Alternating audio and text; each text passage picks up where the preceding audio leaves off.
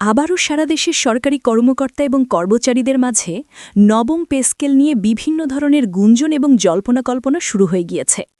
প্রিয় সরকারি চাকরিজীবী ভাই ও বোনেরা, আজকের সকালের আপডেট নিউজে আপনাদের স্বাগতম। যারা আমাদের চ্যানেলে নতুন তারা এখনই চ্যানেলটি সাবস্ক্রাইব করুন, আর হ্যাঁ, অবশ্যই কমেন্ট করে জানাবেন আপনারা কে কোন জেলা থেকে আমাদের ভিডিওটি দেখছেন। তবে চলুন কথা না বাড়িয়ে আজকের সর্বশেষ সংবাদটি জেনে নিন। এখন সবার মনে একটাই প্রশ্ন ঘুরপাক খাচ্ছে, এটাকে কি আমরা সত্যিই নবম পে স্কেলের একটি নতুন অধ্যায়ের সূচনা বলতে পারি, নাকি এটি কেবলই একটি মরীচিকা? বিশেষ করে বিভিন্ন সামাজিক যোগাযোগ মাধ্যমে এই বিষয়টি নিয়ে ব্যাপক আলোচনা এবং তথ্য ছড়িয়ে পড়ছে। সবার নজর এখন আগামী 11ই জুনের দিকে। আসলে 11ই জুন তারিখে ঠিক কী ঘটতে যাচ্ছে? সেদিন কি সত্যিই চাকরিজীবীদের জন্য কোনো জাদুর বাক্স খোলা হবে, নাকি হতাশার গল্পটাই আবার নতুন করে লেখা হবে?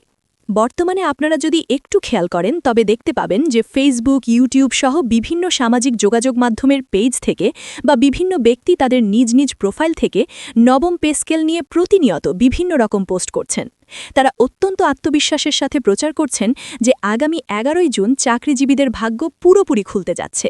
ইতিমধ্যে অনেকেই তাদের পোস্টে স্পষ্টভাবে লিখে দিয়েছেন যে পে স্কেলের চূড়ান্ত ঘোষণা আসতেছে আগামী 11ই জুন 2026 তারিখ ঠিক বিকেল 3টায়। তারা সময় পর্যন্ত নির্দিষ্ট করে বলে দিচ্ছেন। তাদের দাবি অনুযায়ী এই দিনে পে স্কেল বিষয়ে চূড়ান্ত সিদ্ধান্ত বা অত্যন্ত গুরুত্বপূর্ণ কোনো ঘোষণা আসার শতভাগ সম্ভাবনা রয়েছে। দীর্ঘদিন ধরে বেতন বৃদ্ধির অপেক্ষায় থাকা সরকারি কর্মকর্তা এবং কর্মচারীদের জন্য এবারের এই প্রস্তাবিত ঘোষণাটি হতে পারে এক ঐতিহাসিক এবং অত্যন্ত আনন্দদায়ক মুহূর্ত। বিভিন্ন অপ্রাতিষ্ঠানিক সূত্রে এমন গুঞ্জনও খুব জোরসোরে শোনা যাচ্ছে যে নতুন এই বেতন কাঠামোতে সরকারি কর্মচারীদের বেতন প্রায় দ্বিগুণ হওয়ার সম্ভাবনা প্রায় নিশ্চিত। তারা বলছেন সংশ্লিষ্ট অর্থ বিভাগ বা জনপ্রশাসন মন্ত্রণালয় থেকে এই বিষয়ে আনুষ্ঠানিক প্রজ্ঞাপন জারি হলেই বেতন কাঠামো নিয়ে থাকা বর্তমান অস্পষ্টতা পুরোপুরি কেটে যাবে। নতুন পে স্কেলের এই মুখরোচক খবরটি চারদিকে ছড়িয়ে পড়ায় দেশের সাধারণ চাকরিজীবীদের মাঝে এক ধরনের সাময়িক স্বস্তির আভাস পাওয়া যাচ্ছে।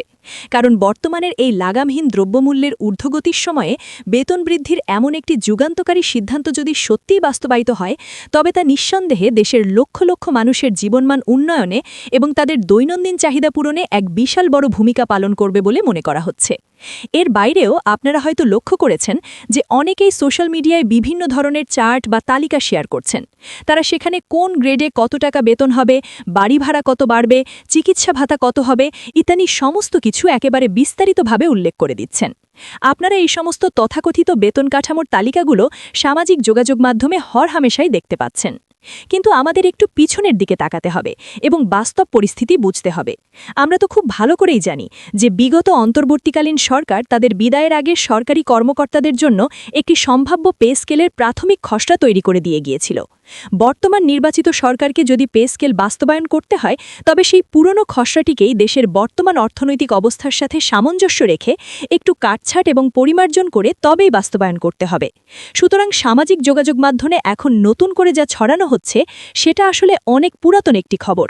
অন্তর্বর্তীকালীন সরকার যে খসড়াটি তৈরি করে দিয়ে গিয়েছিল, মূলত সেই তালিকাটিকেই কিছু অসাধু ব্যক্তি বা চক্র বিভিন্নভাবে ঘষামাজা করে নিজেদের মতো করে সংস্কার করে সামাজিক যোগাযোগ মাধ্যমে নতুন বলে ছড়িয়ে দিচ্ছে এবং সাধারণ মানুষকে বিভ্রান্ত করছে। এই পুরো বিষয়টি নিয়ে দেশের স্বনামধন্য এবং নির্ভরযোগ্য পত্রিকা রূপসী বাংলা সম্প্রতি একটি অত্যন্ত তথ্যবহুল প্রতিবেদন প্রকাশ করেছে। রূপসী বাংলার সেই প্রতিবেদনটি বিশ্লেষণ করলে নবম পে স্কেলের বর্তমান অবস্থা সম্পর্কে অনেকটা পরিষ্কার ধারণা পাওয়া যাবে। সেই প্রতিবেদনে বলা হয়েছে, জুলাই গণ অভ্যুত্থানের পর দেশে যে অন্তর্বর্তীকালীন সরকার গঠিত হয়েছিল, তাদের অন্যতম একটি প্রশংসিত এবং আলোচিত উদ্যোগ ছিল সরকারি কর্মকর্তা এবং কর্মচারীদের জন্য একটি সম্মানজনক নতুন পে স্কেলের সুপারিশ প্রণয়ন করা। তবে নতুন নির্বাচিত সরকার দায়িত্ব নেওয়ার পর এই বিষয়ে এখন পর্যন্ত কোনো স্পষ্ট বা আনুষ্ঠানিক ঘোষণা না আসায় দেশের লাখো সরকারি চাকরিজীবীদের মধ্যে ইতিমধ্যে একটি গভীর অনিশ্চয়তা এবং হতাশা তৈরি হয়ে গেছে। এরই মধ্যে সবচেয়ে বড় যে দুঃসংবাদটি কর্মচারীদের হতাশ করেছে তা হল নবম পে স্কেল বাস্তবায়নের জন্য অন্তর্বর্তীকালীন সরকারের আমলে যে 40,000 কোটি টাকা বিশেষ বরাদ্দ রাখা হয়েছিল সেটি অন্য খাতে ব্যয় হয়ে যাওয়ার খবর। এই খবরটি গণমাধ্যমে প্রকাশ পাওয়ার পরপরই সাধারণ কর্মচারীদের মাঝে তীব্র ক্ষোভ এবং অসন্তোষের সৃষ্টি হয়েছে। সরকারের তরফ থেকে জানানো হয়েছে যে দেশের অভ্যন্তরীণ প্রয়োজনীয়তা এবং আন্তর্জাতিক পরিস্থিতির কারণেই এই অর্থ স্থানান্তর করতে হয়েছে।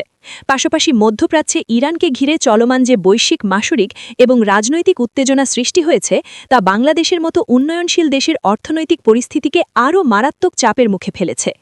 আন্তর্জাতিক বাজারে জ্বালানি তেল এবং অন্যান্য প্রয়োজনীয় আমদানি পণ্যের দাম অস্বাভাবিক হারে বেড়ে যাওয়ায় সরকারকে বিপুল পরিমাণ অতিরিক্ত অর্থ ব্যয় করতে হচ্ছে। ঠিক এই রকম একটি জটিল এবং সংকটময় অবস্থায় সারা দেশের সরকারি কর্মকর্তা এবং কর্মচারীদের দৃষ্টি এখন আগামী 2026-27 অর্থবছরের জাতীয় বাজেটের দিকে নিবদ্ধ রয়েছে। সংশ্লিষ্ট নির্ভরযোগ্য সরকারি সূত্র থেকে গণমাধ্যমকে জানানো হয়েছে যে আগামী 11 জুন রোজ বৃহস্পতিবার ঠিক বিকেল 3টায় জাতীয় সংসদে বর্তমান প্রধানমন্ত্রী তারেক রহমানের নেতৃত্বাধীন সরকারের প্রথম এবং অত্যন্ত গুরুত্বপূর্ণ বাজেট পেশ করা হবে। অর্থনীতিবিদদের ধারণা অনুযায়ী প্রায় 9 লাখ কোটি টাকার এই বিশাল বাজেটে সরকার মূলত দেশের দারিদ্র্য নিরসন, নতুন কর্মসংস্থান সৃষ্টি, মানব সম্পদ উন্নয়ন এবং সর্বোপরি সাধারণ মানুষকে স্বস্তি দিতে মূল্যস্ফীতি নিয়ন্ত্রণকে সর্বোচ্চ অগ্রাধিকার দিতে যাচ্ছে। তবে লক্ষ লক্ষ চাকরিজীবীদের বহুল প্রতীক্ষিত নবম পে স্কেল এই বিশাল বাজেটে সম্পূর্ণরূপে অন্তর্ভুক্ত হবে কিনা তার ধোঁয়াশা কিন্তু এখনও একেবারেই কাটেনি। আপনারা একটু গভীরভাবে লক্ষ্য করলে বুঝবেন এই ধোঁয়াশা কিন্তু আগামী বাজেট ঘোষণা না হওয়া পর্যন্ত কাটবে বলে মনে হচ্ছে না। দীর্ঘদিন ধরে নতুন পে স্কেল কার্যকর না হওয়ায় এবং বেতন কমিশনের সুপারিশ বাস্তবায়নে অযৌক্তিক বিলম্বের কারণে বাংলাদেশ সচিবালয় থেকে শুরু করে দেশের প্রতিটি জেলার বিভিন্ন স্তরের সরকারি দপ্তরে এক ধরনের চাপা অসন্তোষ বিরাজ করছে। এটা এখন আর কোনো গোপন বিষয় নয়, বরং সরকারের উচ্চ পর্যায় থেকে শুরু করে সাধারণ জনগণ সকলেরই জানা। সংশ্লিষ্ট বিশেষজ্ঞ এবং প্রশাসন বিশ্লেষকদের চরম আশঙ্কা হল, যদি খুব দ্রুত এই বিষয়ে একটি সম্মানজনক এবং গ্রহণযোগ্য সিদ্ধান্ত না আসে তাহলে এই চাপা অসন্তোষ অচিরেই একটি বৃহত্তর আন্দোলনের রূপ নিতে পারে। আর যদি সত্যিই এমনটা ঘটে তবে তা রাষ্ট্রীয় প্রশাসনের অত্যন্ত গুরুত্বপূর্ণ কেন্দ্রগুলোতে মারাত্মক অস্থিরতা সৃষ্টি করতে পারে। শুধু সৃষ্টি করতে পারে তাই নয়, বিভিন্ন ক্ষেত্রে এক ধরনের নীরব কর্মবিরতি বা অসহযোগিতার কারণে যে প্রশাসনিক অস্থিরতা সেটা ইতিমধ্যে আপনারা জানেন বেশ কিছু দপ্তরে সৃষ্টি হয়ে গেছে। এদিকে আন্তর্জাতিক চরম অস্থিরতার মধ্যে বর্তমান সরকারকে এমনিতেই নানামুখী অর্থনৈতিক চ্যালেঞ্জ অত্যন্ত দক্ষতার সাথে মোকাবেলা করতে হচ্ছে। ঠিক এই রকম একটি স্পর্শকাতী পরিস্থিতিতে নতুন করে যদি দেশের ভেতরে অভ্যন্তরীণ প্রশাসনিক অস্থিরতা দেখা দেয় তবে তা দেশের সামগ্রিক পরিস্থিতিকে আরও অনেক বেশি জটিল এবং নিয়ন্ত্রণের বাইরে নিয়ে যেতে পারে বলে মনে করছেন অর্থনীতি এবং রাজনীতি বিশ্লেষকরা। এখন বিশ্লেষকরা তো তাদের জ্ঞান এবং অভিজ্ঞতা থেকে অনেক কিছুই মনে করবেন, কিন্তু সরকার আসলে কি মনে করছে এবং কি পরিকল্পনা করছে সেটাই হচ্ছে সবচেয়ে বড় কথা। এই বিষয়ে অর্থ বিভাগের একটি দায়িত্বশীল সূত্র গণমাধ্যমকে পরিষ্কারভাবে জানিয়েছে যে পে স্কেল বাস্তবায়নের জন্য প্রাথমিকভাবে যে অর্থ বরাদ্দ রাখা হয়েছিল তার একটি অনেক বড় অংশ ইতিমধ্যে সাধারণ মানুষের সাহায্যে ফ্যামিলি কার্ড কর্মসূচি এবং আন্তর্জাতিক বাজারে দাম বেড়ে যাওয়ায় জ্বালানি তেলের ভর্তুকি মেটাতে ব্যয় হয়ে গেছে। ফলে এখন নতুন করে পুরো নবম পে স্কেল একবারে বাস্তবায়ন করার জন্য যে বিশাল পরিমাণ অর্থের প্রয়োজন তার সংস্থান করা সরকারের জন্য একটি বিশাল চাপের কারণ হয়ে দাঁড়িয়েছে। শুধু তাই নয়, বর্তমানের এই পরিবর্তিত অর্থনৈতিক পরিস্থিতি গভীরভাবে পর্যালোচনা করার জন্য সরকারের তরফ থেকে আবারও একটি নতুন উচ্চ পর্যায়ের কমিটি গঠন করা হয়েছে এবং এই নবম পে স্কেল যাতে দ্রুততম সময়ের মধ্যে আলোর মুখ দেখে এবং বাস্তবায়িত হয় তার জন্য দেশের বিভিন্ন স্তরের সরকারি চাকরিজীবীরা ইতিমধ্যে জোটবদ্ধ হয়ে বিভিন্ন সরকারি অফিস, অধিদপ্তর এবং এমনকি বাংলাদেশ সচিবালয়ে সংশ্লিষ্ট মন্ত্রীদের কাছে স্মারকলিপি জমা দিয়েছেন।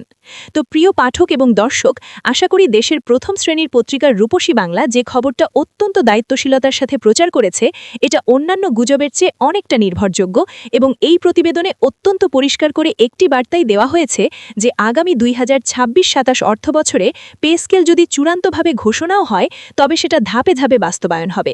সেটা কোনো জাদুর কাঠির ছোঁয়ায় একবারে শতভাগ বাস্তবায়ন করা বর্তমান অর্থনৈতিক প্রেক্ষাপটে কিছুতেই সম্ভব না এবং কিছু বাস্তবসম্মত ক্ষেত্রে বলাই যায় যে এই আগামী 2026-27 অর্থবছরে পুরো পে স্কেল বাস্তবায়ন হওয়াটা রাষ্ট্রের জন্য অনেক বেশি কষ্টর এবং চ্যালেঞ্জিং একটি কাজ হবে। ভিডিওটি খুবই জরুরি, তাই দয়া করে সবার সাথে ভিডিওটি শেয়ার করতে ভুলবেন না। আর নতুন ভিডিও আপডেট পেতে এখনই চ্যানেলটি সাবস্ক্রাইব করুন।